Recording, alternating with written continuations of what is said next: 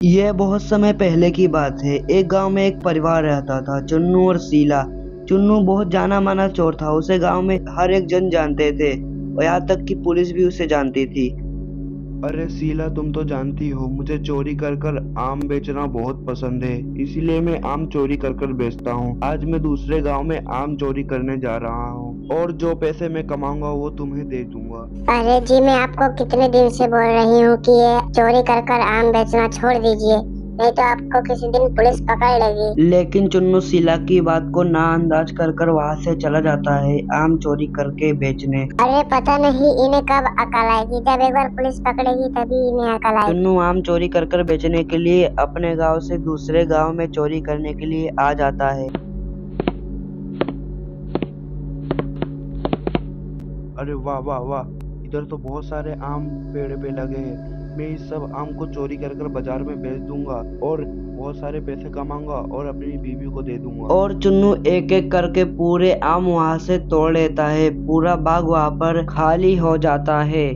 अरे वाह, मैंने तो इधर से पूरे आम तोड़ लिए, अब जाके मार्केट में बेचूंगा, मुझे इसके अच्छे दाम मिलेंगे। और फिर चुन्नू वहाँ से आम बेचने के लिए मार्केट में चला जाता है। अरे मैं मार्केट में क्यों जा रहा हूँ? मुझे मार्केट में नहीं जाना चाहिए, इससे अच्छा मैं घर घर बेचूंगा, मुझे और फायदा होगा। और फिर चुन्नू बगल वाले गांव में आम बेचने आता है, जहाँ पर दो औरत बैठी होती है। वो बोलता है कि अरे बहन जी, आम ले लो, ताजे ताजे मीठे मीठे आम है, सिर्फ 50 रुपए किलो, सिर्फ 50 रुपए किलो। एकदम मीठे मीठे आम है, एकदम मीठे मीठे। अरे अच्छा हुआ आम वाले भैया कि आप आ गए, मैं तो अभी मार्केट ही आम लेने जा रही हूँ। अच्छा हुआ कि आप आ गए, मुझे 2 किलो आम दे दीजिए। और फिर चुन्नू उसे 2 किलो आम दे देता है और उससे 100 रुपया ले लेता है। और फिर वो औरत 2 किलो आम लेकर वहां से चली जाती है और चुन्नू भी वहां से चला जाता है।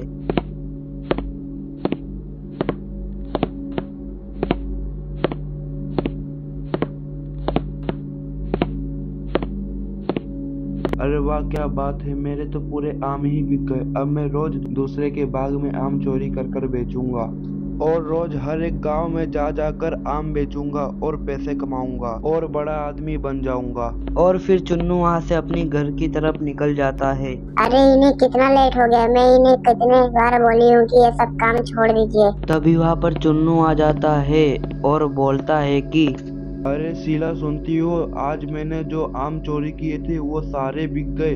पता नहीं आज क्या जादू हुआ। अच्छा, अब ये सब छोड़ो और ये लो 100 रुपये और अच्छे से रख दो।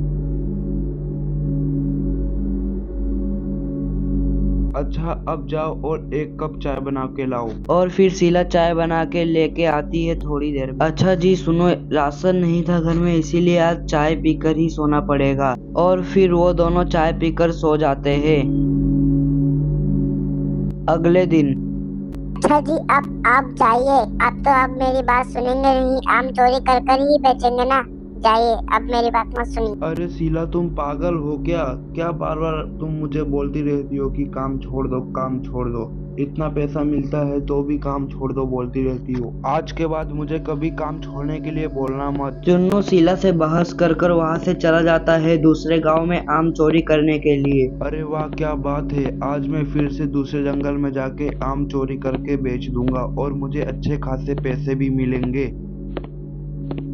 लेकिन चुन्नू को एक बात पता नहीं था कि जिस वो जंगल में आया है उस गांव में एक गुफा भी है और उस गांव में एक डाकू रहता है जिसका नाम डाकू मंगल है। वो सबको मार के हीरे और गहने छीन लेता है और फिर अपने गुफा में रख लेता है।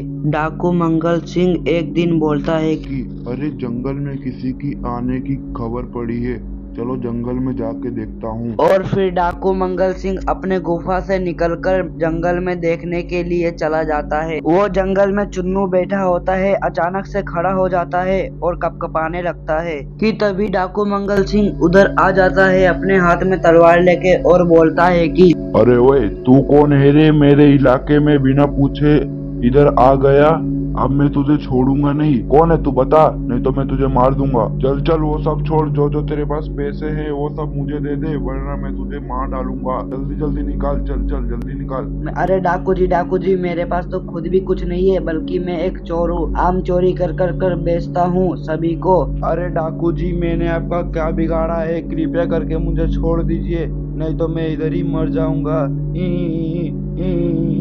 तभी डाकू को बहुत ही जोर से गुस्सा आता है और डाकू मंगल को गुस्सा आता है और फिर डाकू मंगल उसको चाकू मार के वहाँ से चला जाता है। थोड़ी ही देर बाद चुन्नू का आत्मा निकलता है और बोलता है कि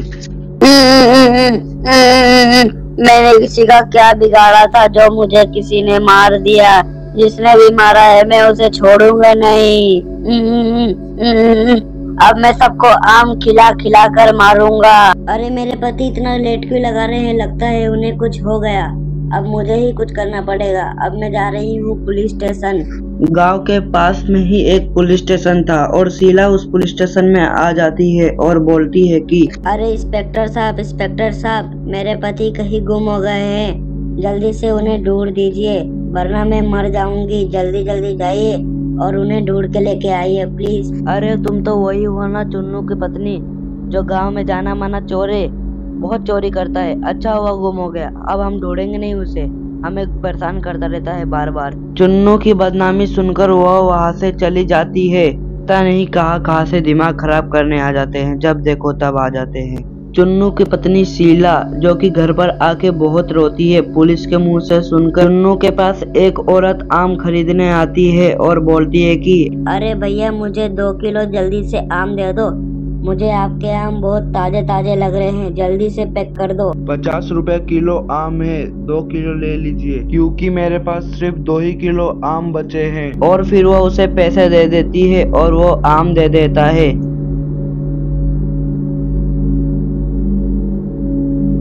और फिर वो औरत वहाँ से चली जाती है और चुन्नू भी वहाँ से चला जाता है।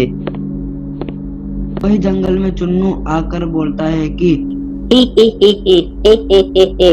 अब मेरे तो आम बिक गए, अब वो औरत मर जाएगी और मुझे मजा आ जाएगा।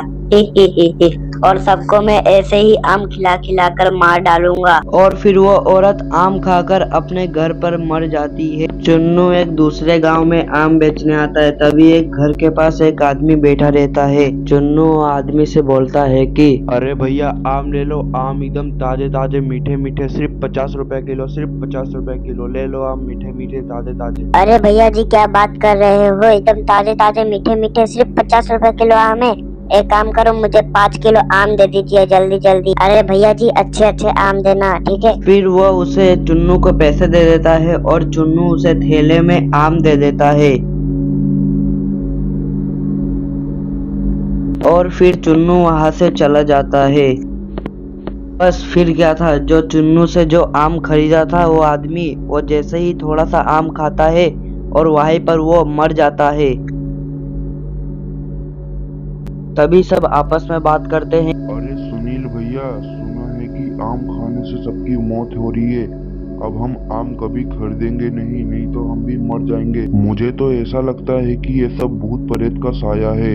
अरे हाँ रामू भैया, आप सही बोल रहे हैं। कई दिनों से मैं भी सुन रहा हूँ कि सब आम खा खा कर मर रहे हैं। पता नहीं हमारे गांव को क्या हो गया है। अच्छा रामू भैया, तो अब मैं चलता हूँ, मुझे बहुत काम है। फिर सुनील वहाँ से चला जाता है, लेकिन रामू अपने गांव को बचाने के चक्कर में एक बाबा के पास चला जाता है। वो बाबा हमेशा जंगल में रहते थे। थोड़ी ही देर में रामू बाबा के पास पहुँच जाता है और बोलता है कि अरे बाबा जी नमस्कार नमस्कार।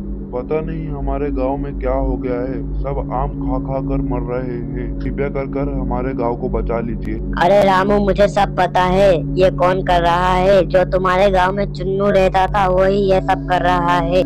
मुझे सब पता है, मैंने मेरी दिव्य शक्ति से सब देख लिया है। वो कहाँ पर रहता है और कौन से जंगल पे। चलो हम वो जंगल में चलते हैं, जल्दी चलो, हमें देरी नहीं करनी चाहिए। फिर साधु बाबा और रामू जंगल की ओर निकल पड़ते हैं। थोड़ी ही देर में वो जंगल में पहुंच जाते हैं और भूत बोलता है कि अरे ओए पंडित, ओए सुन ले मेरी बात, मुझे भगाने की कोशिश मत कर। चल यहाँ से भाग जा, नहीं तो मैं तुझे मार डालूंगा। अरे चुन्नू ये सब काम मत करो, गलत काम मत करो प्लीज। अरे चुन्नू, ये सब काम मत करो वरना भगवान तुम्हें बहुत पाप देगा। अब तुम्हें औरों को मारने से क्या मिलेगा, इससे अच्छा मैं तुम्हें अभी मुक्त कर देता हूँ। ठीक है बाबा जी, अब मुझे आप मुक्त कर दीजिए। मैंने जीते हुए बहुत गलत काम किया है, सबके आम चोरी कर बेचे थे। फिर बाबा जी उस भूत को मुक्त कर देते हैं और सब गांव में खुशी खुशी जीने लगते हैं। अरे अब तो कहानी खत्म हो गई। वीडियो को लाइक करके चैनल को सब्सक्राइब कर दे और बेल आइकन दबाना ना भूल।